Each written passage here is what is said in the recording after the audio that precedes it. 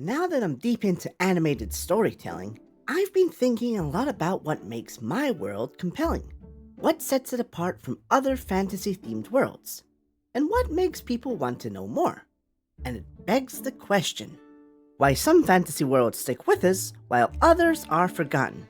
And it's not just about dragons and magic or epic battles, though those are great. The best fantasy worlds feel alive. Like you could step into their stories, meet their people, and live their lives. But what's the secret? Why do some of these worlds get it right while others miss?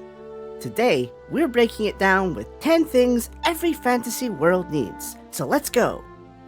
Number 10, a believable foundation. The first thing every great fantasy world needs is a believable foundation. Sounds strange, right?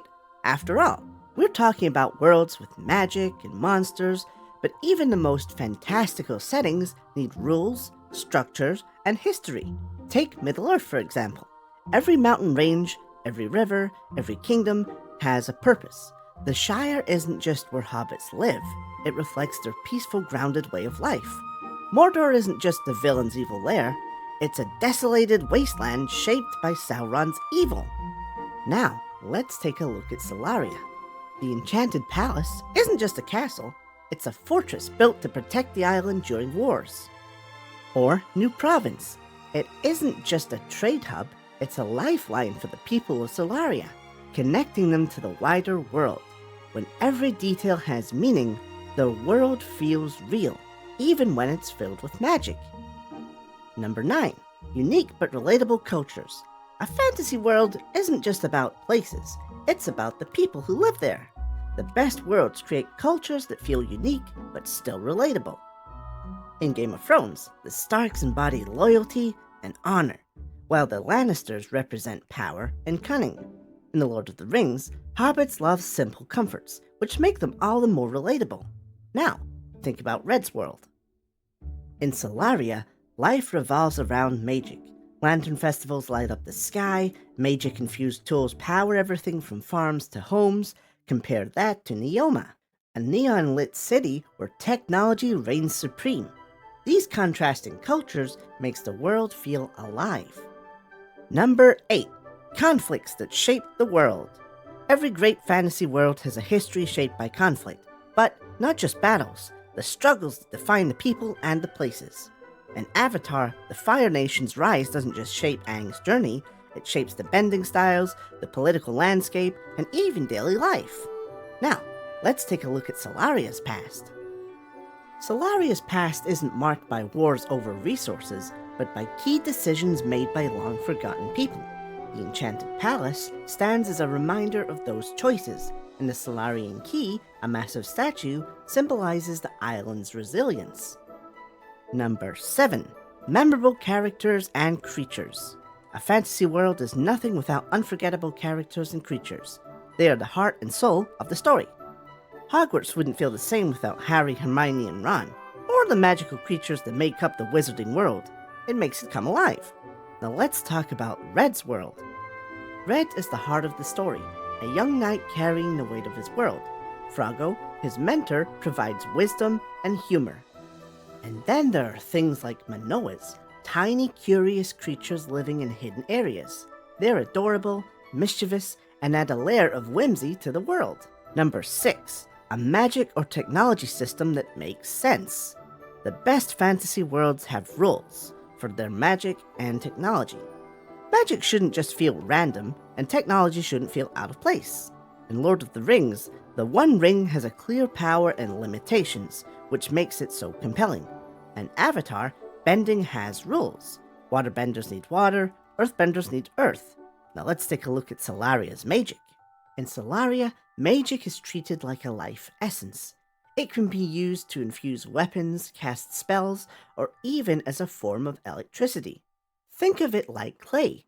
It can be formed into anything, as long as the wielder is capable. This is what makes it feel grounded, even when it's full of wonder. Number 5. A rich sense of exploration. Great fantasy worlds feel like places you can explore, not just read about. Whether it's a hidden temple, a lost civilization, or a mysterious forest, there should always be more to discover. Now, in terms of exploration, we've really only touched on Solaria and the kingdom and the islands that surround it. However, Red's world, or well, my world, is so much more expansive. To the east, you've got the Cursed Isles. To the north, you've got Ghost Terra. To the west, you've got Comet Canyon and Neoma. And the south is the Floating Islands. But even if you exclude all those extra places and focus on Solaria, you'll notice that Solaria has so many hidden places, little nooks and crevices that make it so much more unique and worth checking out. And before we continue, if you've enjoyed this video so far, considering liking, commenting, and or even subscribing to the channel. It really helps me out, and I'm currently working on all these animated shows, so yeah, it would really help me out. Thanks. Number 4. Legends and myths. A great fantasy world doesn't just exist in the present, it has stories within stories. Legends, myths, and ancient prophecies give the world depth and make it feel like it existed long before the main story began. In my world, there's already so many established relationships, stories, connections, and epic moments that I myself am not a part of, and won't know about for such a long time. So, if you're ever making a story, this allows you to draw on these things and add them in for people who are going to be fans of your series. Number 3. A strong emotional core. A fantasy world isn't just about how it looks, it's about how it feels, the most memorable moments that connect us emotionally. And that means all your characters need to be connected emotionally as well.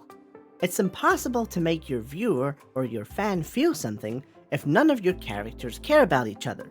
So, creating bonds among all your cast is the best way to make people care about them and your world. Number 2. A sense of wonder. Fantasy should make us say, wow. You know? Whether it's floating islands, hidden cities, or growing underwater caverns. A good fantasy world captures our imagination. Solaria has so many places of its own that makes people go, wow.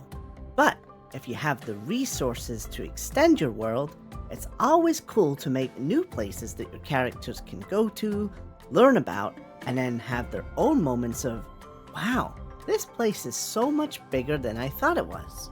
The feeling sailing from Gull's Lookout over to the Forever Falls should be a moment for the player, the fan, or the viewer to go, wow, this place has a lot to offer.